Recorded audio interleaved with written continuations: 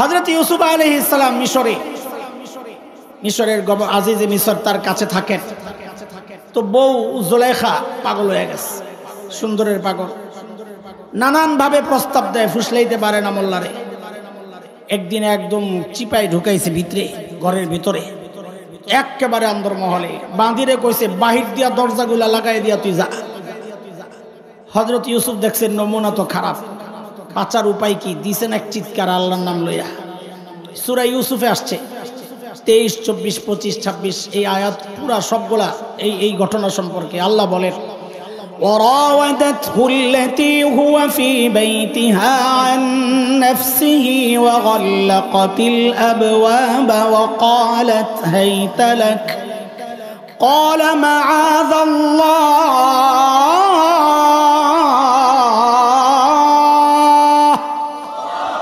إنه ربي أحسن مثواي إنه لا يفلح الظالمون।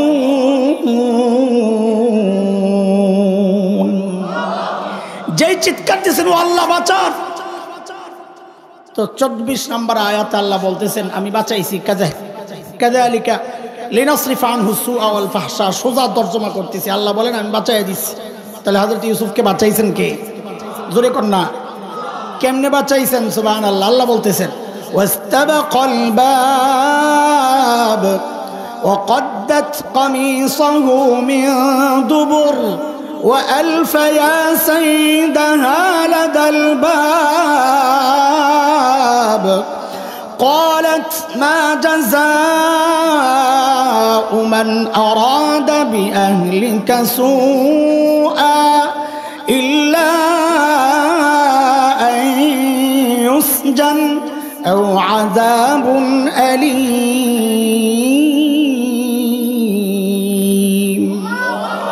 দরজার দিকে হযরত ইউসুফ দৌড় দিয়েছেন। কেন? হযরত ইউসুফ দেখেন নাই দরজা যে বন্ধ? দেখছেন না? দেখেন নাই? কোন দিক দিয়ে বন্ধ? ভিতর দিয়া না বাহির দিয়া?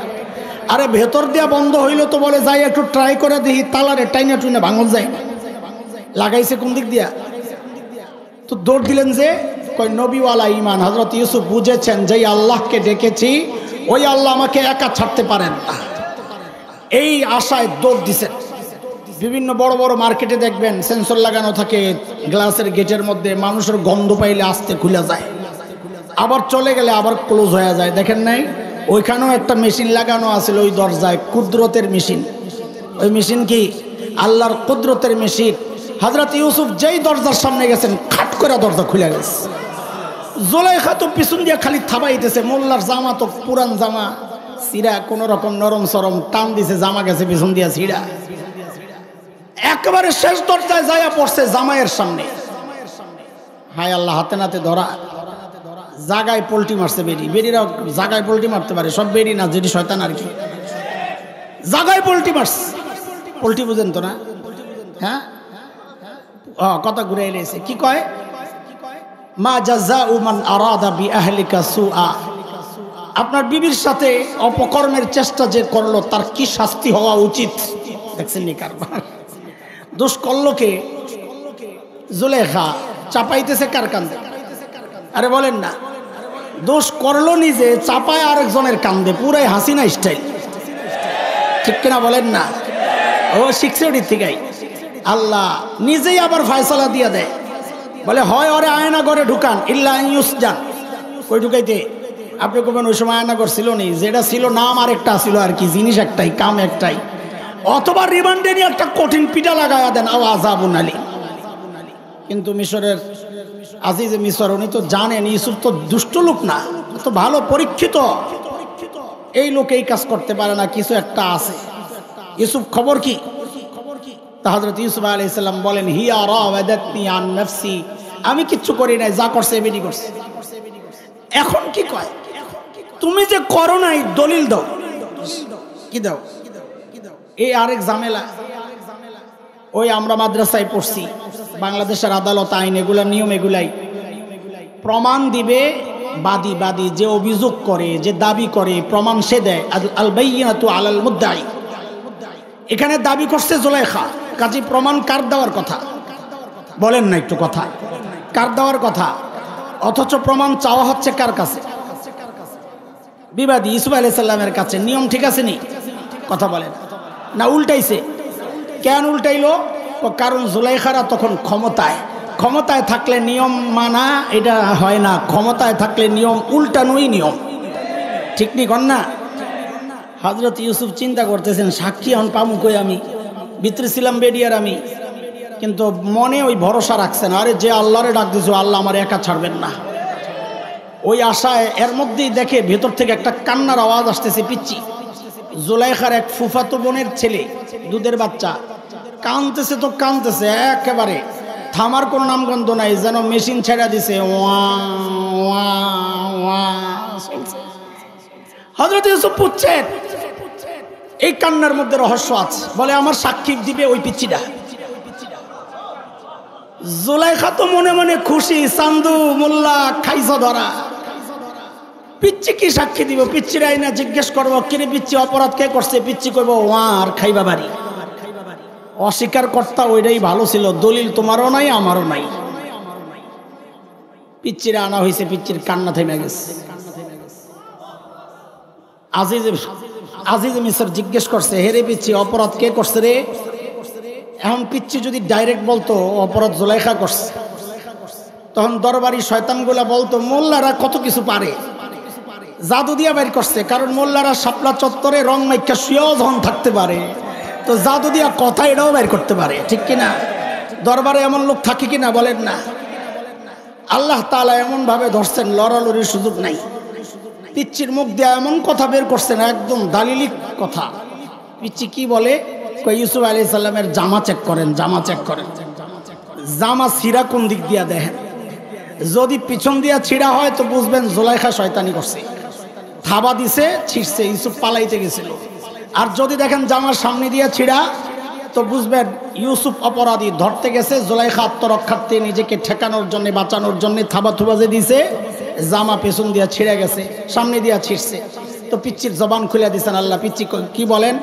ইন কানা কামিসুহু কুদ্দা মিন কুবুল ফাসাদাকাত ওয়া হুয়া মিনাল কাযিবিন ওয়া ইন কানা কামিসুহু কুদ্দা মিন দুবুর ফাকাযাবাত ওয়া হুয়া মিনাস সাদিকিন। হায় হায়, জামা চেক করে দেখে জামা পেছন দিয়া ছিঁড়া, কেস তো ফিটি। এখন মিশরের গভর্নর কি কয়?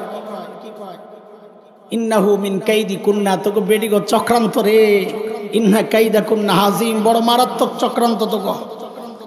আল্লাহ ইউসুফ আরিদান হাজা, কাউরি কিছু বললো না, বাণিজ্যতের ব্যাপার। জুলাইখা আস্তাগফিরি লিযামবিক ইন্নাকি কুনতি মিনাল খাতিঈন। অপরাধ করলে মাফ চাইতে হয়, অপরাধ কইরা এটা আবার নিজের অপরাধ আরেকজনের কাঁধে চাপাইতে হয় না। তাইলে পোলাপাইন 32 বেঙ্গালায়, বুঝেন না এই কথা? অপরাধ কইরা বিদেশ বৈশা মোবাইলে খালি উত্তেজিত করতে হয় না, বরং নেতা কর্মীদেরকে বুঝাইতে হয় আমরা অপরাধ করেছি, জাতির কাছে ক্ষমা চাও। জাতির সাথে থাকতে হইলে ক্ষমা চায়া থাকতে হবে। মাতবুরি আর মাস্তানি কইরা এই জাতির সাথে টেকা যাবে না, আসা যাবে না। এই কথাটা বলার জন্য এই পর্যন্ত আসনি, সিস্টেমটা বুঝালন। বলেন হযরত ইউসুফকে কে বাঁচাইছেন? আরো জোরে। এক গ্রুপ গেলেন আম্বিয়া আলাইহিমুস সালাম, যাদের হিসাব হবে না। আরেক গ্রুপ এই উম্মতের 70,000 বিনা হিসাবে জান্নাত। সুবহানাল্লাহ কইছেন, বুঝ জানা না বুঝ যা। 70,000 বিনা হিসাবে জান্নাতে গেলে মি আপনার আমার লাভ কি বিয়া? সুবহানাল্লাহ পড়েন যে লাভ আছে। কেমনে লাভ কর? হ্যাঁ, আরে সাহাবীরা রইছেন না? সাহাবীর কত সংখ্যা? কত সাহাবীর সংখ্যা? কত কত? 1.5 লক্ষ। হায় আল্লাহ, কই পাইছেন আপনারা এই কথা? সাহাবীর সংখ্যা 1.5 লক্ষ। কোন জায়গার ডাইন না কোন জায়গায় লাগাই দিয়েছেন? তো বড় মুসিবতের কথা। জিনিস জায়গা মতন না লাগাইলে গার মটকাইয়া দিব। এক বেটা অফিসে যাইব, তাড়াহুড়া, তাড়াতাড়ি উঠছে ঘুমের থেকে, সারা রাত ফেসবুক শরীফ চালাইছে, উঠতে দেরি হয়ে গেছে গা। তো সকালে উইঠাই মুখ টুক কোনো রকম ধুইয়া কোটটা পড়ছে যে দেখে যে কোটার বুতাম গেছে পিছন দিয়া ঢুকাই দিছে হাত খুলবো আবার দেরি হবো বউরে কয় বুতাম লাগাই দো অফিসে যায় ঠিক করুক তো বুতাম পিছন দিয়ে লাগাই দিছে হেলমেটটা লাগাই হুন্ডার লইয়া ভোঁ করে দিছে টান এক জায়গায় মোচড় নেওয়ার সময় গাতার যায় পড়ছে আল্লাহ মানুষ দৌড়ে গেছে ওড়ানে লেগে দূরের থেকে এক বুড়া চশমার ফাঁক দিয়া কয় রে রাখ পরে ওড়া আগে গাড্ডা ঠিক কর গাড্ডা মনে হয় ঘুরে গেছে গা তো একজনে বুকের মধ্যে ফাড়া দিছে আরেকজনে যখন ঘাড় মোটকানি দিছে কট করে উঠছে কিরে কট করলো কেন হেলমেট খুললা দেয় আরে আগেই তো ঠিক ছিল বুতামে না পিছনে মাথা তো সামনে এটাই আছে এই জন্য জাগা মতো জিনিস না লাগাইলে বড় মুসিবত আছে বলেন সাহাবি কত সংখ্যা এমন আর কথা কয় না গারমটকানি খাওয়া লাগবো রে অদোস্ত শোনে একটা ভুল ছড়ায় আছে বাজারে সাহাবীর সংখ্যা ১৬ লক্ষ না বুখারী শরীফের রিওয়ায়াত আসছে যে মুহাদ্দিস সাহেবরা পড়াইছেন বিদায় হজে নবী আলাইহিস সালামের সাথে ১৬ লক্ষ সাহাবী ছিলেন ওই ১৬ লক্ষরে নে লাগাই দিছেন হজের মধ্যে সব ছোট বড় কানা লুলা আতুর অসুস্থ সারা দুনিয়ার সব মুসলমানকে আয় পড়ছিল নাকি তো সাহাবী ১৬ লক্ষ কেমনে এটা তো হজ করছে ১৬ লক্ষ তো সাহাবী কত আমাদের যাত্রাবাড়ির হযরত শেখ মাহমুদুল হাসান দামাত বারাকাতুহুল আলিয়া বলেছেন সম্ভাব্য আনুমানিক ৫ লক্ষ সাহাবী ছিল কত এখন ৭০,০০০ যদি বিনা হিসাবে জান্নাতে যান তো সাহাবী তো মাত্র গেল ৭০,০০০ সাহাবী তো রয়ে গেছে আরো ৪,৩০,০০০ আপনি সুবহানাল্লাহ পড়েন মিয়া কোন আশায় বলে আছে হুজুর আশা একটা আছে বলে কেন ওই নবী ঘর থেকে ঘুরাইয়া দেয় যে এই কথার পর সাহাবীরা পুটপুট করতেছে বিড়বিড় করে আওয়াজ করে কিরে কি আলাপ করে এই কে যাইব রে আল্লাহ জানে তুই যাবি তোর আমল ভালো আরে না তুই জানাস না কাজানি কারা বসে বসে নবী কি আলাপ করো তো হুজুর কারা যাইব একটু কয়া দেন আল্লাহ নবী কিছু তাদের পরিচয় বলার পর যেটা বলছেন এইবার সুবহানাল্লাহ পড়ার মতো জায়গা আইছে নবী বলেন আরে ৭০,০০০ তো যাবে ওইটা ৭০,০০০ গ্রুপ প্রত্যেক গ্রুপে থাকবে ৭০,০০০ নবী আলাইহিস সালামের সামনে হযরত আবু বকর ওমর একজনকে আমির বানানোর বিষয়ে দুই দোস্তের একটু উঁচু আওয়াজ আবু বকর একজনের প্রস্তাব দিছেন ওমর একজনের প্রস্তাব দিছেন আল্লাহর নবী সাল্লাল্লাহু আলাইহি সাল্লামের সামনে দুই দোস্তের আওয়াজ একটু উঁচু হয়ে গেছে আল্লাহ সাথে সাথে কোরআনের আয়াত নাজিল করছেন ইয়া আইয়ুহাল্লাযীনা আমানু লা তারফাউ আসওয়াতাকুম ফাওকা সাওতিন নবী ওয়া লা তাজহারু লাহু বিল কওলি কাজহরি বা'দিকুম লিবা'দ আন তাহবাতা আ'মালুকুম ওয়া আনতুম লা তাশউরুন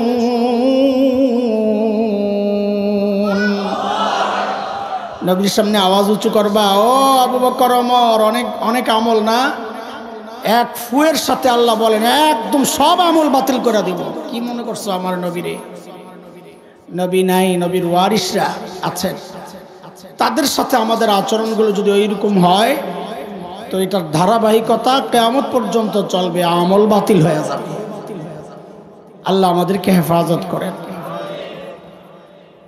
সূরাতুল আম্বিয়ার একটা আয়াত আমি তিলাওয়াত করেছি এই আয়াতের উপর ছোট্ট আসলে সময় তো অনেক চলে গেছে কিছু সময় তো রাস্তায় গেছে কিছু সময় এখানে গেছে আমাদের ওই টাইম তো ফিক্সড করা আজকে ওই সংসদের সামনে প্রোগ্রাম কি জুলাই সনদের সিগনেচার না কি কয় ঝামেলা টামেলা মিলায় পুরো এলাকা একদম বিজি হয়ে আছিল আমরা আস্তে আস্তে রাস্তা পার হইতে দেরি হয়েছে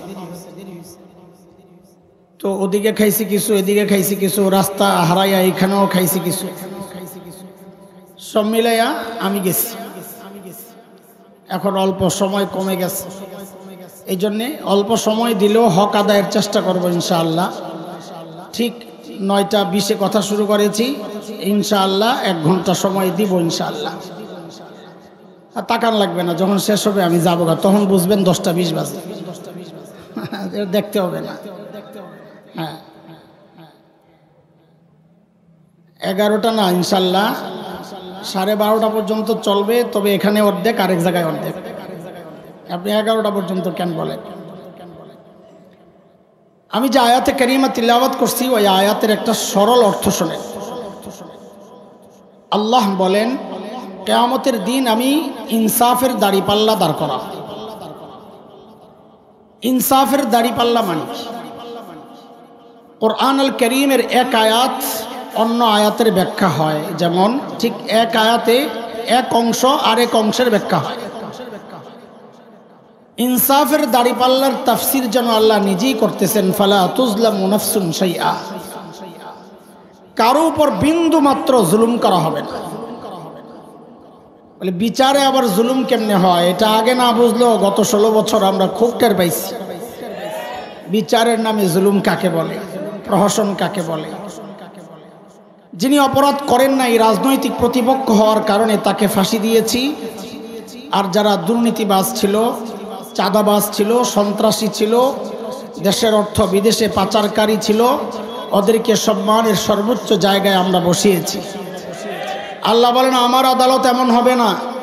বলে কি হবে? তো আল্লাহ আরো ব্যাখ্যা দিচ্ছেন, ওয়া ইন কানা মিসকালা হাববাতিন মিন খারদাল আতাইনা বিহা, যদি একটা সরিষা দানা পরিমাণ নেকিও কেউ করে তাও মাপার জন্য আমি হিসাবের পাল্লায় ওঠাবো, একটা সরিষা দানা পরিমাণ গুনাহও যদি কেউ করে তাও ওঠাবো হিসাবের জন্যে। এই প্রক্রিয়াই যথেষ্ট।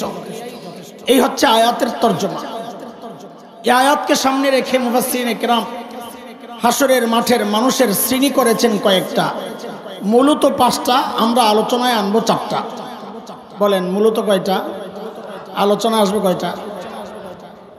এই 4 আলোচনা, 4টা গ্রুপের আলোচনা আসার আগে আপনারা সিস্টেমটা বুঝে নেন। তো এই 4 গ্রুপ আপনারাই বের করতে পারবেন, আমার বের করার দরকার নাই।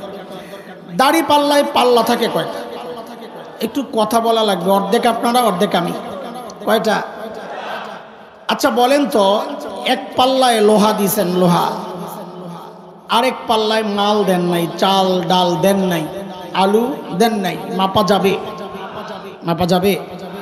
কেন যাবে না? জবাব আপনারা দিয়েন, আমি যেটা বলতেছি ওইটা দিয়েন, বারবার দিয়েন, বয়ানের শেষ পর্যন্ত দিয়েন। বাকি জবাবটা ভালো করে মুখস্থ করেন তো আমারও বলতে সহজ হবে, আপনাদের বুঝতে সহজ হবে। কেন মাপা যাবে না? বলেন এক পাল্লা খালি, ঠিক আছে তো নাকি? তো বলেন পাল্লা একটা, আবার বলেন পাল্লা একটা। আরে খালি খালি বলেন না, পুরাটা বলেন না, পরে তো খালি খালি করবেন। বলেন পাল্লা একটা খালি। আবার আবার আবার আরেকবার জোরে সোরে একসাথে। কয় পাল্লা খালি? তা আবার জিজ্ঞেস করি, এইবার জবাব যেটা শিখাইছি ওটা বলবেন, অন্য কিছু বললে মুরগি বানাই দেব। এক পাল্লায় লোহা রাখছেন, আরেক পাল্লায় মাল রাখেন নাই, মাপা যাবে? কেন যাবে না? শাবাশ। ঠিক উল্টাও হইতে পারে, এক পাল্লায় মাল রাখছেন, আরেক পাল্লায় লোহা রাখেন নাই, মাপা যাবে? কেন যাবে না? মাশাআল্লাহ, এই তো বুঝে গেছেন। এটা যতটুকু বুঝবেন পুরা বয়ান বোঝা তত সহজ হবে। এটাই আমাদের আজকের চাবি, বয়ান বুঝার। হাসরের মাঠে কিছু মানুষ আল্লাহর আদালতে দাঁড়াবে, যাদের নেকির পাল্লায় নেকি তো আছে কিন্তু গুনার পাল্লায় গুনাহ নাই একটাও। বলেন তো তাদের আমল মাপা যাবে? জোরে বলেন না, কেন যাবে না? পাল্লা একটা খালি। আরে জব তো একটাই শিখাইছি, সারা বয়ান খালি এটাই বলবেন, একদম 10টা 20 পর্যন্ত ইনশাআল্লাহ। আবার জিজ্ঞেস করি, ভুল করবেন না। কিছু মানুষ আসবেন যাদের নেকির পাল্লায় নেকি তো আছে কিন্তু গুনার পাল্লা খালি, আমল মাপা যাবে? কেন যাবে না? মাশাআল্লাহ। যেহেতু মাপা যাবে না, তাদের ব্যাপারেই আল্লাহর সিদ্ধান্ত, তারা বিনা হিসাবে জান্নাতে চলে যাবে। বিনা হিসাব কেন? হিসাব কেন হবে না? আরে জবাব তো একটাই, যা জিজ্ঞেস করি খালি জবাব একটাই, মুখস্থ দেন। কেন হিসাব হবে না? পাল্লা একটা খালি। সাবাস। তারা কারণটা পরে আসতেছে, আগে পড়া মুখস্থ করে। ঠিক এর উল্টাও হইতে পারে, যাদের গুনার পাল্লায়, এমন আরেক শ্রেণী আসবে যাদের গুনার পাল্লায় গুনাহ তো আছে কিন্তু নেকির পাল্লায় নেকি নাই একটাও। বলেন তো তাদের আমল মাপা যাবে? কেন যাবে না? পাল্লা খালি না, একটা বলতে হবে না, সব যাই বললেন মৌলাইয়া। বলেন পাল্লা একটা, পাল্লা একটা খালি। যেহেতু তাদের পাল্লা একটা খালি, তাদের আমল মাপা যাবে। এদের ব্যাপারে আল্লাহ বলেছেন ফালা নুকিমু লাহুম ইয়াউমাল কিয়ামাতি ওয়াজনা, আমি ওদের আমল মাপব না, ওরা বিনা হিসাবে জাহান্নামে। বলেন জাহান্নামে যাবে হিসাব সহ না হিসাব ছাড়া? কেন হিসাব ছাড়া? পাল্লা একটা খালি। কয় শ্রেণী গেল? আর দুই শ্রেণী, যাদের নেকির পাল্লায় নেকিও আছে, গুনার পাল্লায় গুনাও আছে। যে কোনো একটা ভার হবে, একটা ভার হইলে পাশেরটা হালকা হবে, এটাই তো নাকি? তো এই দুই গ্রুপের ব্যাপারে আল্লাহর সিদ্ধান্ত কি? আল্লাহ বলেন فأما من ثقلت موازينه فهو في عيشة راضية وأما من خفت موازينه فأمه هاوية। যাদের নেকির পাল্লা ভারী আল্লাহ বলেন তারা জান্নাতি। যাদের গুনার পাল্লা ভারী, নেকির পাল্লা হালকা, আল্লাহ বলেন তারা জাহান্নামী। কয় গ্রুপ হইল? তাড়াতাড়ি বলেন না। টোটাল কয় গ্রুপ হইল? এক হচ্ছে নেকির পাল্লা ভারী গ্রুপ 3 নাম্বার, 4 নাম্বার গুনার পাল্লা ভারী গ্রুপ। 1 নাম্বার নেকির পাল্লা নেকিওয়ালা, গুনার পাল্লা খালি, বিনা হিসাবে জান্নাত। 2 নাম্বার গুনার পাল্লায় গুনাহ আছে, নেকির পাল্লা খালি, বিনা হিসাবে। এ পর্যন্ত বুঝে আইসিনি না? আবার বলবো? মুখস্থ কইরা কইরা আগাইতে হবে আমার সাথে ইনশাআল্লাহ। প্রথম গ্রুপ যাদের কথা বললাম আমরা, চলেন ওখান থেকে আবার শুরু করি। যাদের নেকির পাল্লায় নেকি তো আছে কিন্তু গুনার পাল্লা বলেন না, তারা কারা? যারা বিনা হিসাবে জান্নাতে যাবেন তারা কারা? প্রথম শ্রেণী তাদের হযরতে আম্বিয়া আলাইহিমুস সালাতু ওয়াস সালাম, যাদের ব্যাপারে আহলুস সুন্নাহ ওয়াল জামাতের আকীদা, আপনারা যে মাদ্রাসা ওয়ালাদের দাওয়াতে আসছেন তাদের আকীদা, আজকে এখানে যারা আলোচনা করেছেন করবেন তাদের আকীদা, সমস্ত নবী মাসুম নিষ্পাপ। কোন নবী জিন্দেগিতে, নবুয়তের আগেও না পরে তো প্রশ্নই আসে না, কোন নবী জিন্দেগিতে কোনো গুনাহ করেন নাই। কেন করেন নাই আরেক প্রশ্ন আসবে, এটা আলোচনার বিষয় না, কিন্তু যেহেতু প্রশ্ন করেই ফেলছি ভিতরে ঘুরবে আপনাদের, কইলো না কি বেটা পারে না মনে হয়। নবীরা কেন গুনাহ করেন নাই আর অনেক কারণ থাকতে পারে, আছে অনেক কারণ আছে। আমরা একটা মৌলিক কারণ বলে দিই, তাইলে আর অস্পষ্ট থাকবে না কিচ্ছু। সূরা হজের শেষ দিকে আসছে, 17 নম্বর পারার একদম শেষ পৃষ্ঠায় আল্লাহ বলেন আল্লাহু ইয়াসতাফি মিনাল মালাইকাতি রাসূলান ওয়া মিনান নাস।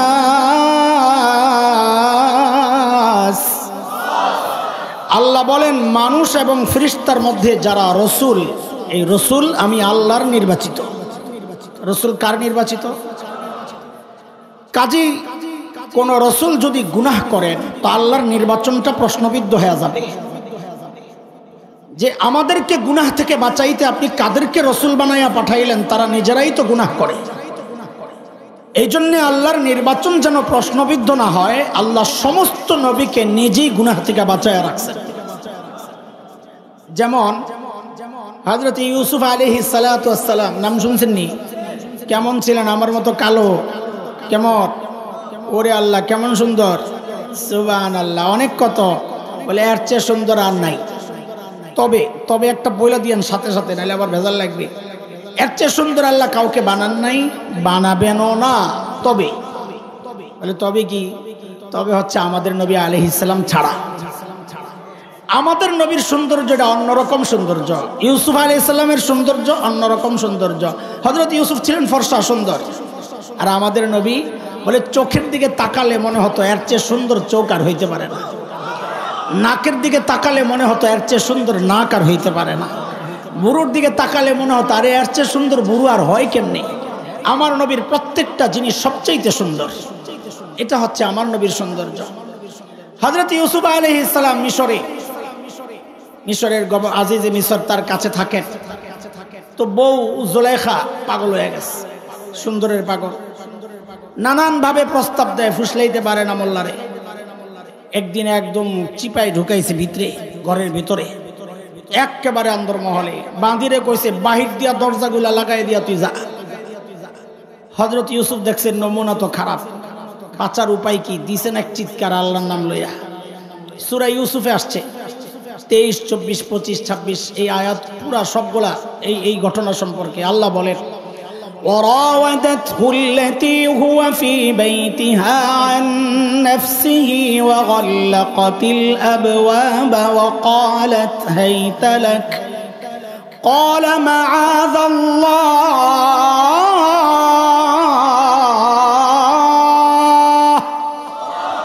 إنه ربي أحسن مثواي إنه لا يفلح الظالمون।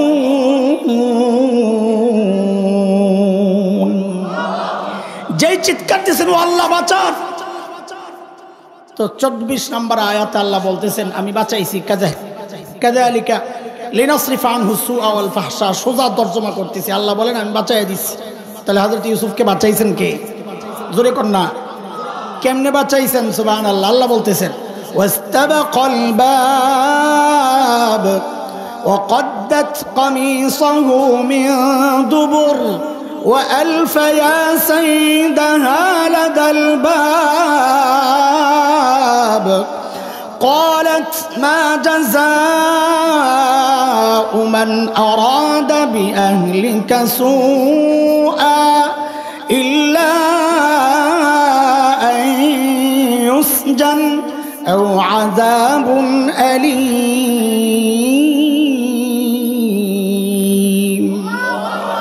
দরজার দিকে হযরত ইউসুফ দৌড় দিয়েছেন। কেন? হযরত ইউসুফ দেখেন নাই দরজা যে বন্ধ?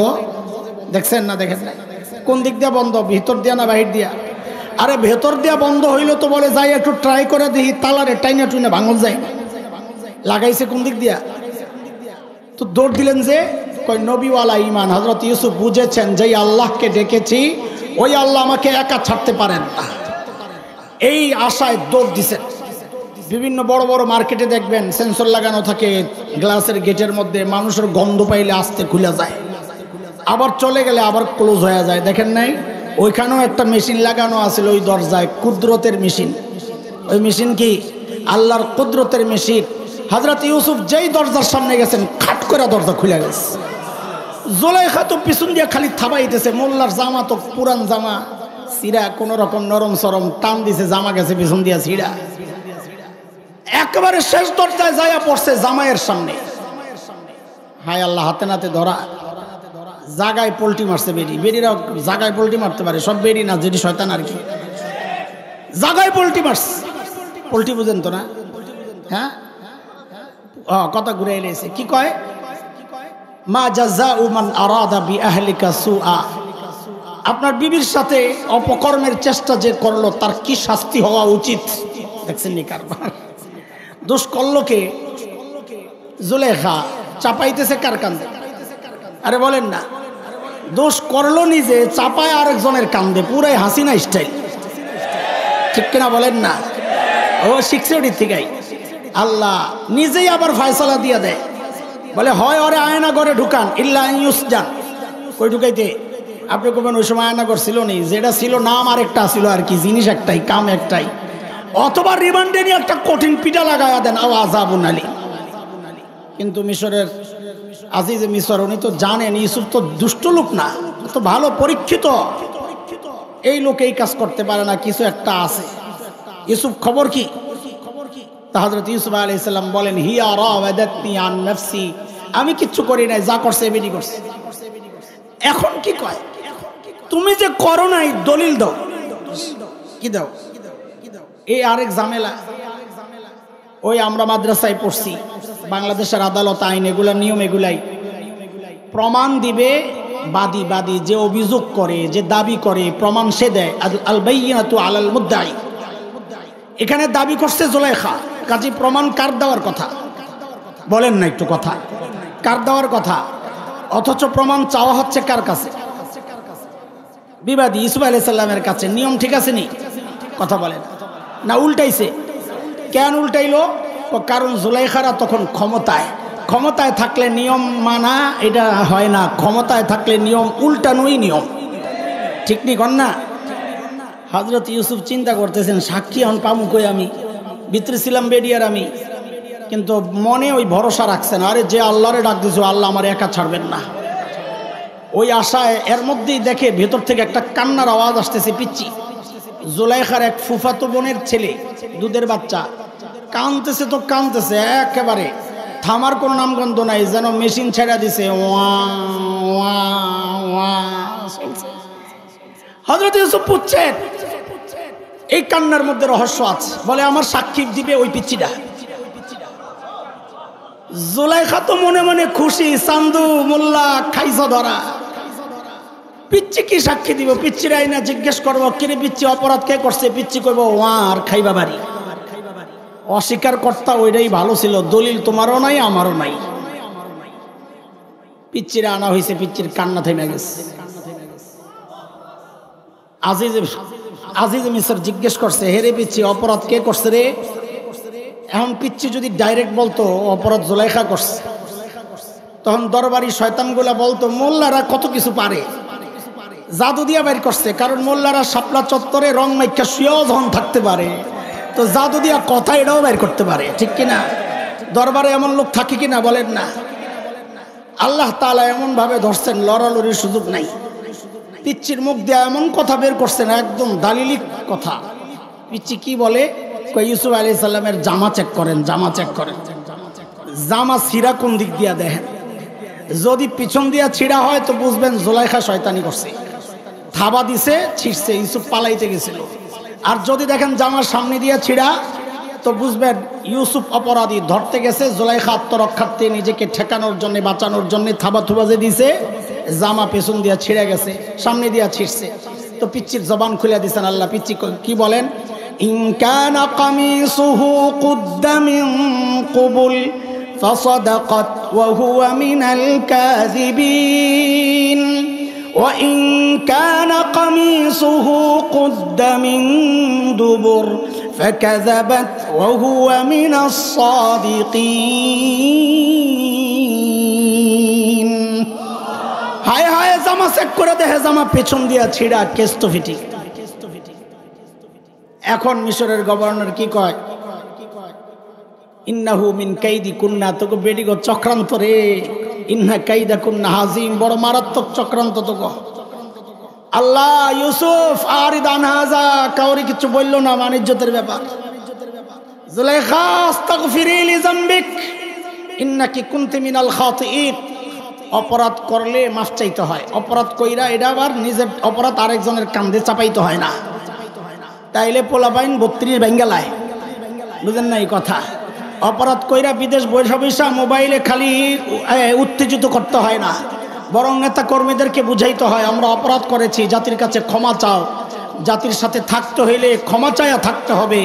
মাতবুরি আর মাস্তানি কইরা এই জাতির সাথে টেকা যাবে না, আসা যাবে না। এই কথাটা বলার জন্য এই পর্যন্ত আসনি, সিস্টেমটা বুঝালন। বলেন হযরত ইউসুফকে কে বাঁচাইছেন? আরো জোরে। এক গ্রুপ গেলেন আম্বিয়া আলাইহিমুস সালাম, যাদের হিসাব হবে না। আরেক গ্রুপ এই উম্মতের 70,000 বিনা হিসাবে জান্নাত। সুবহানাল্লাহ কইছেন, বুঝ জানা না বুঝা? 70,000 বিনা হিসাবে জান্নাতে গেলে মি আপনার আমার লাভ কি? বিয়া সুবহানাল্লাহ পড়েন যে লাভ আছে। কেমনে লাভ কর? হ্যাঁ, আরে সাহাবীরা রইছেন না? সাহাবীর কত সংখ্যা? কত সাহাবীর সংখ্যা? কত কত? 1.5 লক্ষ। হায় আল্লাহ, কই পাইছেন আপনারা এই কথা? সাহাবীর সংখ্যা 1.5 লক্ষ। কোন জায়গার ডাইন না কোন জায়গায় লাগাই দিয়েছেন? তো বড় মুসিবতের কথা। জিনিস জায়গা মতো না লাগাইলে গার মটকাইয়া দিব। এক বেটা অফিসে যাইব, তাড়াহুড়া, তাড়াতাড়ি উঠছে ঘুমের থেকে, সারা রাত ফেসবুক শরীফ চালাইছে, উঠতে দেরি হয়ে গেছে গা। তো সকালে উইঠাই মুখ টুক কোন রকম ধুইয়া কোটটা পড়ছে, যে দেখে যে কোটার বুতাম গেছে গা পিছন দিয়া, ঢুকাই দিছে হাত। খুলবো আবার দেরি হবো, বউরে কয় বুতাম লাগাইয়া দো, অফিসে যায় ঠিক করুক। তো বুতাম পিছন দিয়ে লাগাই দিছে, হেলমেটটা লাগাই হুন্ডার লইয়া ভোঁ করে দিছে টান, এক জায়গায় মোচড় নেওয়ার সময় গাতার জায়গা পড়ছে। আল্লাহ, মানুষ দৌড়ে গেছে ওড়ানে লেগে। দূরের থেকে এক বুড়া চশমার ফাঁক দিয়া কয়, রে রাখ, পরে ওড়া, পরে ওড়া, আগে গাড্ডা ঠিক কর, গাড্ডা মনে হয় ঘুরে গেছে গা। তা একজনে বুকের মধ্যে ফাড়া দিছে, আরেকজনে যখন ঘাড় মটকানি দিছে কট করে উঠছে। কিরে কট করলো কেন? হেলমেট খুলে দেয়, আরে আগেই তো ঠিক ছিল। বুতা মেনা পিছনে, মাথা তো সামনে এটাই আছে। এই জন্য জাগা মতো জিনিস না লাগাইলে বড় মুসিবত আছে। বলেন সাহাবি কত সংখ্যা? এখন আর কথা কয় না, ঘাড় মটকানি খাওয়া লাগবো রে। অদোস্ত শোনেন, একটা ভুল ছড়ায় আছে বাজারে। সাহাবীর সংখ্যা ১৬ লক্ষ না। বুখারী শরীফের রিওয়ায়াত আসছে যে মুহাদ্দিস সাহেবরা পড়াইছেন, বিদায় হজে নবী আলাইহিস সালামের সাথে ১৬ লক্ষ সাহাবী ছিলেন। ওই ১৬ লক্ষরাই না লাগাই দিছেন। হজের মধ্যে সব ছোট বড়, কানা লুলা আতুর অসুস্থ, সারা দুনিয়ার সব মুসলমানকে আয় পড়ছিল নাকি? তো সাহাবী ১৬ লক্ষ কেমনে? এটা তো হজ করছে ১৬ লক্ষ। তো সাহাবী কত? আমাদের যাত্রাবাড়ির হযরত শেখ মাহমুদুল হাসান দামাত বারাকাতুহুল আলিয়া বলেছেন সম্ভাব্য আনুমানিক ৫ লক্ষ সাহাবী ছিল। কত? এখন ৭০,০০০ যদি বিনা হিসাবে জান্নাতে যান, তো সাহাবী তো মাত্র গেল ৭০,০০০, সাহাবী তো রয়ে গেছে আরো ৪,৩০,০০০। আপনি সুবহানাল্লাহ পড়েন নিয়ে কোন আশায়? বলে আছে আছে হুজুর, আশা একটা আছে। বলে কেন? ওই নবী ঘর থেকে ঘুরাইয়া দেয় যে এই কথার পর সাহাবীরা পুটপুট করতেছে, বিড়বিড় করে আওয়াজ করে, কিরে কি আলাপ করে, এই কে যাইব রে, আল্লাহ জানে, তুই যাবি, তোর আমল ভালো। আরে না, তুই জানাস না, কাজানি কারা এ বসে বসে। নবী কি আলাপ করো? তো হুজুর কারা যাইব একটু কয়া দেন। আল্লাহ নবী কিছু তাদের পরিচয় বলার পর যেটা বলছেন, এইবার সুবহানাল্লাহ পড়ার মতো জায়গা আইছে। নবী বলেন, আরে ৭০,০০০ তো যাবে, ওইটা ৭০,০০০ গ্রুপ, প্রত্যেক গ্রুপে থাকবে ৭০,০০০। এইবার সুবহানাল্লাহ পড়তারেন, আশা করা যায়, তাই না? চলেন, গেল এক শ্রেণী। এদের হিসাব কি? বিনা হিসাবে, বলেন না তাড়াতাড়ি, বিনা হিসাবে জান্নাত। ঠিক এর উল্টা আরেকটা শ্রেণী আল্লাহর সামনে আসবে। তারা কারা? যাদের গুনার পাল্লায় গুনাহ তো আছে, নেকির পাল্লা একদম শূন্য, খালি নাই একটাও। তারা কারা বলেন তো? জোরে বলেন, তাড়াতাড়ি বলেন। আরে দুনিয়ায় তারা কারা? জাহান্নাম তো পরে। এরা কারা? যাদের নেকির পাল্লায় নেকি নাই, ঈমান ছাড়া নেকি নাই, বেঈমান। এটা কোন না? কাফের মুশরিক, ঠিক আছে না? এটা জানেন আপনারা, আমি জানি। কিন্তু যেই জিনিসটা আজকে আমি আপনাদেরকে নক করতে চাই, সজাগ করতে চাই, সেটা হচ্ছে কাফের মুশরিকরাই শুধু বিনা হিসাবে জাহান্নামে যাবে, বিষয়টা এমন না। আমার মতো দাড়িওয়ালাও বিনা হিসাবে জাহান্নামে যেতে পারে, আমার মতো টুপিওয়ালাও যেতে পারে, আমার মতো জুব্বাওয়ালাও যেতে পারে, লাল লাল রুমালওয়ালাও যেতে পারে। তারা কারা? তাদের সম্পর্কে আল্লাহ বলেন, ومن يرتد منكم عن دينه فيمت وهو كافر فأولئك حبطت أعمالهم في الدنيا والآخرة وأولئك أصحاب النار هم فيها خالدون।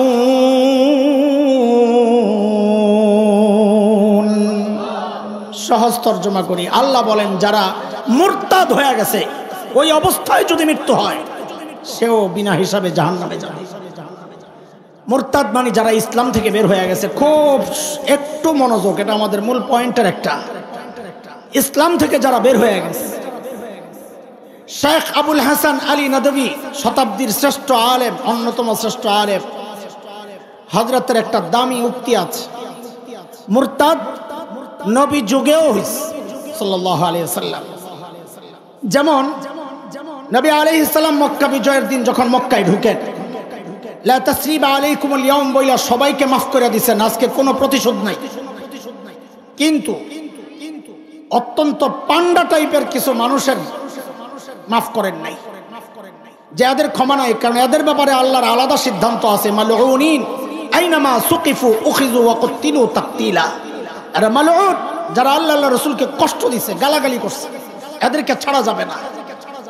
বিখ্যাত আলিম শেখ ইবনে তাইমিয়া রাহমাতুল্লাহি আলাইহির বিখ্যাত কিতাব আস-সারিমুল মাসলুল আলা শাতিমির রাসূলে, সেখানে 15 জনের নাম আসছে। এই 15 জনের নাম ঘোষণা করছেন নবী, এদেরকে যেখানে পাওয়া যাবে ধরেই হত্যা করতে হবে। তারা কারা?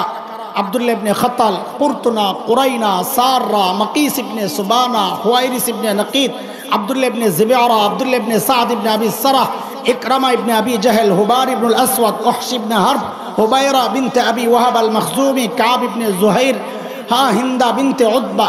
এই 15 জনের নাম ঘোষণা করছেন নবী আলাইহিস সালাম। এর মধ্যে সর্বপ্রথম যার নামটা আসছে সে হচ্ছে আব্দুল্লাহ ইবনে খাতাল, যে মুসলমান হয়েছিল কিন্তু পরে মুরতাদ হয়ে গেছে। তাকে কাবা শরীফের গিলাফের ভেতর থেকে বের করে এনে হত্যা করা হয়েছে। তো নবী যুগেও মুরতাদ হয়েছে, সাহাবীদের যুগেও হয়েছে। মুসাইলামাতুল কাজ্জাব, মিথ্যা নবুয়তের দাবিদার, সেই রিয়াদের কাছাকাছি অঞ্চলে আমি গেছিলাম, তার যে কেল্লা ছিল ওখানে দেখার জন্যে। সেই মুসাইলামাতুল কাজ্জাবকে যারা অনুসরণ করেছে, মেনেছে নবী হিসাবে, তারা সব ইসলাম থেকে বের হয়ে গেছে। সাহাবী যুগেও মুরতাদ হয়েছে, এই যুগেও মানুষ তার চেয়ে আরো 1000 গুণ বেশি মুরতাদ হচ্ছে। কিন্তু ঝামেলাটা কোথায় জানেন? শেখ আবুল হাসান আলী নদভী বলেন, ওই যুগে যারা মুরতাদ হইতো তারা নিজেরাও জানতো আমি ইসলাম থেকে বের হয়ে গেছি। যেই সমাজে মুরতাদ হয়েছে সমাজও জানতো সে ইসলাম থেকে বের হয়ে গেছে। কিন্তু দুঃখজনক হলেও সত্য, এই যুগে যারা মুরতাদ হচ্ছে ও নিজেও জানে না আমি ইসলাম থেকে বের হয়ে গেছি। অত মনে করে আমি প্রতি রাতে 80 রাকাত তাহাজ্জুদ পড়ি, কিন্তু তার খবরও নাই। এমন এমন উক্তি আর আকীদা বিশ্বাস লালন করত, তার ঈমান আছে বলে মনে হচ্ছে না। এমন মুরতাদও আছে, যেই সমাজে মুরতাদ হয় ওই সমাজের মানুষও জানে না সে মুরতাদ হয়ে গেছে। যার কারণে রাজীব হায়দার ব্লগার ওই শয়তানকে যখন আমাদের কিছু মর্দে মুজাহিদ হত্যা করলো, সংসদে দাঁড়াইয়া পলাতক নেত্রী বলল যে দ্বিতীয় মুক্তিযুদ্ধের প্রথম শহীদ এই রাজীব, নাউজুবিল্লাহ মিন যালিক। ওই রাজীবও জানে না সে ইসলাম থেকে বের হয়ে গেছে, রাজীবের সমাজও জানতো না সে ইসলাম থেকে বের হয়ে গেছে। যার কারণে শাহবাগে এই নাস্তিক রাজীবের জানাজা পর্যন্ত পড়ানো হইল। বলে জানাজা পড়াইছে কি আপনাদের মতো হুজুর? হ্যাঁ, কি করবে, ওই বেচারারে জোর করে নিয়ে গেছে। ওরা ওদের দাপটার শক্তি দেখাইছে, হুজুরের শক্তি দেখাইয়া দিছে। সেটা কি জানেন? বলে ওরা দেখাইছে অগশক্তি, হুজুর দেখাইছে হুজুরের শক্তি, ওযু ছাড়া জানাজা পড়াইয়া দিছে। মুহতারাম হাজরিন, ওই যে নারী পুরুষের সমান অধিকার, একই বাবার সন্তান, ছেলে পায় 2 মেয়ে পায় 1, হিসাবটা তো এমন নাকি? এই সিদ্ধান্তটা শিরিরতলা মাদ্রাসার শাইখুল হাদিস সাহেবের, মোহতামিম সাহেবের, আজহারুল ইসলাম ভাইয়ের, হেফাজতে ইসলামের, জামাত ইসলামের, হাসান জামিলের, বালিয়ার পীর সাহেবের। চিৎকার করে বলেন এই সিদ্ধান্ত কার? আল্লাহ বলেছেন লিজ্জাকারি মিসলু হাজ্জিল উনসায়াইন। হিসাবটাই এমন আল্লাহর। ওরা সংশয় তৈরি করে দিচ্ছে, একই বাবার ছেলে একই বাবার মেয়ে, এই বৈষম্য কেন? বৈষম্য এখন একটা হিট শব্দ, সমাজ খায়। আমার এক মুসল্লি এসে আমারে বলে কি জানে, হুজুর যাই বলেন সিদ্ধান্তটা না কেমন কেমন জানি লাগে। আমি একদম মুখের উপর বইলা দিছি, মিয়া আপনার ঈমানটা লইও আমার কেমন কেমন জানি লাগে। জবাব ঠিক আছে না? বলে কেন? সূরা আহজাবের কথা, আয়াত 36, আল্লাহ বলেন মা কানা লিমুমিনিন ওয়ালা মুমিনাতিন ইযা কাদাল্লাহু ওয়া রাসূলুহু আমরা আন ইয়াকুনা লাহুমুল খিয়ারাতু মিন আমরিহিম। আল্লাহ রাসূলের সিদ্ধান্ত আসার পর কোনো কেমন কেমন লাগা বলা চলবে না, মেনে নেওয়ার নাম ইসলাম। তারপরেও আমরা বুঝানোর জন্য আপনাদের দিল সাফ যেন থাকে, ইসলাম অযৌক্তিক কোনো বিধান আমাদের উপর চাপায়া দেয় নাই। বুঝি না, সেটা আমার দুর্বলতা, এটা আমার ব্যর্থতা। ইসলাম সমান অধিকারের পক্ষে না, এটা একটা অযৌক্তিক দাবি। সমান অধিকার, ইসলাম কিসের পক্ষে? ইসলাম ন্যায্য অধিকারের পক্ষে। বলেন কিসের পক্ষে? কিসের পক্ষে? ন্যায্য অধিকার বুঝেন আপনারা? আমাদের পেছন থেকে সবচেয়ে লম্বা একজনকে বাইর করেন তো আপনারা, পিছনে যে আছে যারা আছেন সবচেয়ে লম্বা একজন বাইর করেন, দেখুন কত লম্বা এলাকায় আছে। জলদি, সময় নাই। আসলেই লম্বা। কই সামনে আসেন না, আমি জাহান লাগবো না। জলদি জলদি। আল্লাহ হুজুরে নি বাড়ি করছে, হুজুরে দাঁড় করাইবে, এটা কেমন পোলা বান্ধে বাড়াইবেন?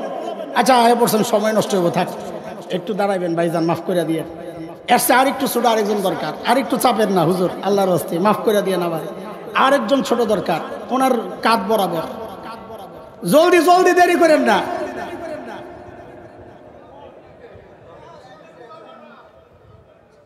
ঠিক আছে, আরেকটা পিচ্ছি পাঠান, ওইটারে দেন। আয় জলদি আয়, দাঁড়াও পাশে। খেয়াল করেন, প্রথম জনের চোখ যেই বরাবর, দ্বিতীয় জনের কপাল বা মাথা ওই বরাবর। দ্বিতীয় জনের চোখ যেই বরাবর, তৃতীয় জনের মাথা ওই বরাবর, ঠিক কিনা? এখন একটা দেয়াল টানা আছে তাদের সামনে।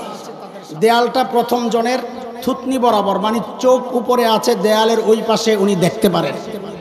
ধরেন ওই পাশে কিছু একটা চলতেছে, দেখা দরকার। তো প্রথম জন তো এমনি দেখতেছেন, তাই না? দ্বিতীয় জন খালি এমন করতেছে, নিচে একটা ইট দিলেই দেখতে পারে, ঠিক আছে? তৃতীয় জন হেরে খালি টানে, হের জন্য ইট দরকার দুইটা। কয়টা? কয়টা? প্রথম জনের ইট দরকার কয়টা? হ্যাঁ, দ্বিতীয় জনের কয়টা? তৃতীয় জনের কয়টা? সামনে ইট পড়ে রয়েছে তিনটা, ইট পড়ে রয়েছে। এই সমান অধিকারের দাবিদাররা, ওরা ওদেরকে বন্টন করতে দিলে ওরা খুব সমান অধিকার, তিনজনে তিনটা। ইসলামরে যদি দেয় বন্টন করার জন্য, ইসলাম বলবে ও ভাই তুমি তো এমনি দেখো আল্লাহ লম্বা বানাইছে, তুমি ইট ছাড়াই দেখো। আর মাঝের জনরে বলবে তুমি তো একটা দিলে চলে, তো তুমি একটার উপর দাঁড়াও, অত ছোট মানুষ ওরে দুইটা দাও। এটার নাম ন্যায্য অধিকার, এটার নাম ন্যায্য বন্টন। সমান অধিকার এখানে যদি করা হয় তাহলে বঞ্চিত হবে কিনা বলেন? সমান অধিকার যদি করা হয়, তিনজনের তিনটা ইট দিলে একজন বঞ্চিত হবে কিনা? ইসলাম কাউকে বঞ্চিত করতে চায় না। যান যান যান যান যান, কি করবেন? একটু সহযোগিতা আর কি, মাফ করে দিয়ে। আচ্ছা শোনেন, আরো সহজ করি। এত বড় হুজুর করে পাঠাইবো জানলে আমি এই কঠিন উদাহরণ আনতাম না। আর একটু সহজ করি। বাবার ছেলে একটা, মেয়ে একটা, বলে আব্বু নানার বাড়ি যাবো। কয় যা, হয় কিছু দিবা না? কয় ল। তো মেয়েরে দিছে 50 টাকা, কত? ছেলেরে দিছে 100 টাকা।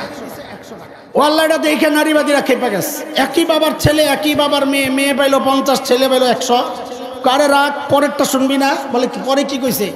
পরে বাপ ছেলেরে কইছে আব্বু যাওয়ার রিক্সা ভাড়া 50 টাকা, আসার রিক্সা ভাড়া 50 টাকা, ভাড়াটা তুমি দিয়ে দিও। খেয়াল করছেন ঝামেলাটা কোন জায়গায়? টের পেয়েছেন? এখন আপনারাই বলেন মেয়ের ব্যালেন্স কত, ছেলের ব্যালেন্স কত? তাহলে আসলে ঠগলো কে, ছেলে না মেয়ে? ঠগাঠগি কিচ্ছু না, ছেলে বাইরে কামাই করে খাইতে পারবো, মেয়েরটা থাক। এটার নাম হচ্ছে ন্যায্য বন্টন। বুঝে আসছে কথা? ওরা অর্ধেক শুনছে, খালি ছেলেরে দিছে 100, মেয়েরে দিছে 100, পরেরটা আর শোনে নাই। বলে হুজুর পরেরটা কি? তো পরেরটা বুঝেন। আমাদের শিরিরচলা মাদ্রাসার মোহতামিম সাহেব বাজারে পাঠাবেন বোর্ডিং ম্যানেজারে। কত লাগবে হুজুর? কয় হুজুর 5000 লাগবে। কত দিয়েছেন হুজুর? রে গইনা 5000 টাকা। কি জন্যে বলেন তো? সবাই বলেন কি জন্যে? হুজুর 5000 গনতেছে, এর মধ্যে হুজুরের ছেলে আছে একটা পিচ্ছি, আয়া কয় আব্বু আমিও বাজারে যাব। কয় যাও। একটু মোড়ামুড়ি করতেছে। তো বাবা সন্তানের স্বভাব সম্পর্কে সবচেয়ে ভালো জানেন। তো বাবা বুঝছে, পকেট থেকে কসকসে একটা নোট বাড়ি করছে, নোট বাড়ি করে দিয়েছে, না ও মজা খাইও। কি করতে দিছে বলেন না? আরে জোরে কর। কি জন্যে? আগে হুজুরে কত দিছেন? কি জন্যে? বাজার করতে। শব্দটা বলা লাগবে, নাহলে পরে মিলাইতে পারুন না। কি জন্যে? 5000 কি জন্যে? 100 কি জন্যে? মজা খাইতে। যেই ছেলেরা 100 টাকা দিছে, ও এমন এক মোড়া মারছে পুরা 360 ডিগ্রি। কিছে? আরে কিছে বলবি তো? না কিছে? আমি 100 নেব না। কত লাগবে? কয় 5000। কি জন্যে 5000? হুজুরে দিছ। হুজুর তো বাজার করবে। আমিও তো বাজারে যাব, সমান অধিকার। এখন আপনারাই বলেন, এই দাবিটা সমান অধিকারের, এটা যৌক্তিক না শিশুসুলভ পাগলামি? বলেন না, বলেন না, বলেন না। যৌক্তিক দাবি না পাগলামি? এই পাগলামি সমান অধিকারের নামে ওরা আপনাকে আমাকে গেলাতে চায়। কেমনে? এবার বুঝেন। আল্লাহ ছেলেকে ভাগ দিয়েছেন কয়টা? মেয়েরে ভাগ দিয়েছেন কয়টা? আল্লাহ ছেলেকে ভাগ 2টা দিলেও দায়িত্ব দিয়েছেন 4টা। বলেন ঠিক করে, ভাগ কয়টা? দায়িত্ব কয়টা? আল্লাহ মেয়েরে ভাগ দিয়েছেন 1টা, দায়িত্ব আমি যেমনি বলি অমনি বলবেন। বলেন 0। না না, এমনভাবে বলবেন ওদের কলিজার মধ্যে একটা পার মারবেন। বলেন 0। এবার ঠিক আছে, মাশাআল্লাহ। আবার বলেন, আল্লাহ ছেলেরে ভাগ দিয়েছে কয়টা? দায়িত্ব। মেয়েরে ভাগ দিয়েছেন কয়টা? দায়িত্ব। মাশাআল্লাহ। ছেলেরে ভাগ 2টা, দায়িত্ব 4টা। কেমনে? তো আল্লাহ বলেন, ও ছেলে তুমি যদি বাবা হও তো কন্যার ভরণ পোষণের দায়িত্ব তুমি বাবার। ও ছেলে, তুমি যদি স্বামী হও তো স্ত্রীর ভরণ পোষণের দায়িত্ব তুমি স্বামীর। ও ছেলে, তুমি যদি সন্তান হও তো মায়ের ভরণ পোষণের দায়িত্ব তুমি সন্তানের। ও ছেলে, তুমি যদি ভাই হও তো বোনের ভরণ পোষণের দায়িত্ব তুমি ভাইয়ের। বলেন আপনারা ভাগ কয়টা? দায়িত্ব কয়টা? ভাগ কয়টা? দুই। দুই। দায়িত্ব কয়টা? আল্লাহ মেয়েকে ভাগ দিয়েছেন কয়টা? দায়িত্ব জিরো। কেমনে? ও মেয়ে, তুমি যদি কন্যা হও তো তোমার ভরণ পোষণের দায়িত্ব তোমার বাবার। ও মেয়ে, তুমি যদি স্ত্রী হও তো তোমার ভরণ পোষণের দায়িত্ব তোমার স্বামীর। ও মেয়ে, তুমি যদি মা হও তো তোমার ভরণ পোষণের দায়িত্ব তোমার সন্তানের। ও মেয়ে, তুমি যদি বোন হও তো তোমার ভরণ পোষণের দায়িত্ব তোমার ভাইয়ের। বলেন দায়িত্ব কয়টা? হ্যাঁ, দায়িত্ব কয়টা? জিরো। ভাগ কয়টা? একটা। আবার বলেন ঠিক করে, ভুল করেন কেন? দায়িত্ব ভাগ কয়টা? দায়িত্ব কয়টা? তো জিরো দায়িত্ব নাই, ভাগ দিয়েছে কি জন্যে? কয় মজা খাইতে। ও মনে আছেন পিছনে পিচ্চির কথা কি জন্যে? আরে বলেন না কি জন্যে? এখন এই মজা খাওয়া গ্রুপ যদি বাজারওয়ালার মতো বলে আমারও 5,000 সমান সমান দেওয়া লাগবে, তো বলেন এই দাবি যৌক্তিক না শিশুসুলভ পাগলামি? ওরাই পাগলামি আপনাদেরকে গেলাতে চায় একটা সস্তা বক্তব্যের মাধ্যমে। কি একই বাবার ছেলে, একই বাবার মেয়ে, হ্যাঁ কেন এই বৈষম্য? আরে বাপরে বাপ, কি সুন্দর কথা। এগুলো সব আমাদের ইমান ধ্বংসের পায় তারা। হাসরের মাঠের মনে আসেনি? পড়া না ভুলে গেছে? হায় খোদা, কিছু মানুষ বিনা হিসাবে জান্নাতি, কিছু মানুষ বিনা হিসাবে। আর রয়েছে কয়টা? আর কয়টা? দেখেন, স্বাভাবিকভাবে চিন্তা করলে ওই দুই শ্রেণী আমরা। আমাদের কারো নেকির পাল্লা ভারী হবে, কারো গুনার পাল্লা ভারী হবে। এখন নেকির পাল্লা ভারী করব কেমনে, গুনার পাল্লা খালি করব কেমনে? এই অল্প 2-4 মিনিটের মধ্যে এই কথাটা বিশ্বাস করতে চাই। নেকির পাল্লা ভারী করার সুরতের অভাব নাই। নেক আমল করেন, নেকির পাল্লা ভারী হবে। ছোট্ট ছোট্ট আমল পড়েন, এই যে আমাদের বাচ্চারা পড়বে বুখারীর শেষ হাদিস, সুবহানাল্লাহি ওয়া বিহামদিহি সুবহানাল্লাহিল আযীম, পাল্লায় রাখার সাথে সাথে পাল্লা ভারী হয়ে যাবে। আল্লাহ অটো সিস্টেম দিয়ে রাখছেন, কিছু অটো সিস্টেম। মান জাআ বিল হাসানাতি ফালাহু আশরু আমসালিহা। নেকি করবা একটা, আমল নামায় উঠে যাবে 10টা। এটা অটো সিস্টেম, ডিসকাউন্ট দিয়ে রাখছেন বছরে একবার। রমজানে আমল করবা একটা, উঠায়া দিবে আল্লাহ 70টা। ডিসকাউন্টের আরও এক সিস্টেম, কিনা আনছেন রূপা, ঘরে আইসা দেখেন সোনা, অবস্থাটা কি বলেন? ওই দোকানের শাটার শুটার থাকবো নি? যেই দোকান থেকে রূপা কিনলে ঘরে আসলে সোনা হয়ে যায়, বলেন ওই দোকানের শাটার আর থাকবো? আমি তো মনে করি মানুষ ওই দোকানের মাটি শুদ্ধ খাইয়ে নেবো, পায়খানার সময় যাইয়া যাইয়া চেক করবো কিছু পাল্টাইছে কিনা, ঠিক কিনা? অথচ আল্লাহ তাআলা রমজান আল মুবারক এমন এক মাস, আমি আমল করব নফল, আল্লাহ আমল নামায় উঠাইয়া দিবেন ফরজের সওয়াব। বলে শেষ হয়েছে নি বান্দা, পাল্লা ভারী হয়েছে নি? আল্লাহ হয় নাই। বলে কেন? কয় ঘুমায় ঘুমায় গেছে গা। কয় যা একটা রাত দিলাম লাইলাতুল কদর, আমল করবি এক রাত, আমল নামায় উঠায় দিব 1000 মাসের চেয়েও বেশি সওয়াব। আল্লাহু আকবার। বলে কিরে কাম কিছু হয়েছে নি? আল্লাহ গেছে গা। কয় কিছু টাকা পয়সা জোগা, মক্কায় আইসা পর, মসজিদুল হারাম আছে, নামাজ পড়বি 1 রাকাত, উঠায়া দিব 1 লক্ষ রাকাত। সুবহানাল্লাহ। এগুলো হচ্ছে পাল্লা ভারী করার সিস্টেম। কিন্তু এই সিস্টেমের দিকে মন দিয়েন না বেশি, মন দিবেন কোন জায়গায়? এইবার এটা শুনে মনোযোগ লাগবে, মনোযোগ লাগবে 100তে 100, মনোযোগ লাগবে 100তে 100। কথা কয় না? মনোযোগ আসেনি? মনোযোগ শুনবেন নি? কে কে ঘুমাইছেন একটু হাত উঠায় দেখান তো। আল্লাহু আকবার, মাশাআল্লাহ। এই মনোযোগ চলবো না, আমি মনোযোগ পরীক্ষা করছি, ঘুম না। এই গরমে করতে ঘুমাইবেন? আচ্ছা শোনেন শোনেন শোনেন, খুব মনোযোগ, 100তে 100 ইনশাআল্লাহ। শেষ কথা, আমার শেষের কথা আর কি, শেষ কথা বলতে, নেকির পাল্লায় গোটা বাংলাদেশটার যত ওজন, কত ট্রিলিয়ন টন হবে আল্লাহ জানে। গোটা বাংলাদেশের ওজনটা, এই পরিমাণ নেকি আছে আমল নামায়। বলেন তো নেকির পাল্লা এবার ভারী না হালকা? জোরে কর, খুশি খুশি কর না। পাল্লা ভারী না হালকা? না দোস্ত। বলে কেন? কয় নেকির পাল্লা ভারী না হালকা এক পাল্লায় জিনিস দিয়ে এটা বোঝা যায় না, পাশের পাল্লায় কি আছে আগে এটা দেখে। যদি দেখি পাশের পাল্লায় ভারত সমান গুণা, এইবার কোন তো নেকির পাল্লা ভারী না হালকা? তা আগে তো তাল দিছিলেন একটা, এখন আবার পোল্টি মারলেন কেন জোলাইখার মতো? কি বোঝা গেল? খেয়াল করেন, মূল পয়েন্টে চলে আসছি। কি বোঝা গেল? নেকির পাল্লা ভারী করার চেয়ে আমাদের বেশি মনোযোগ দেওয়া দরকার গুনার পাল্লা খালি করা বা হালকা করা।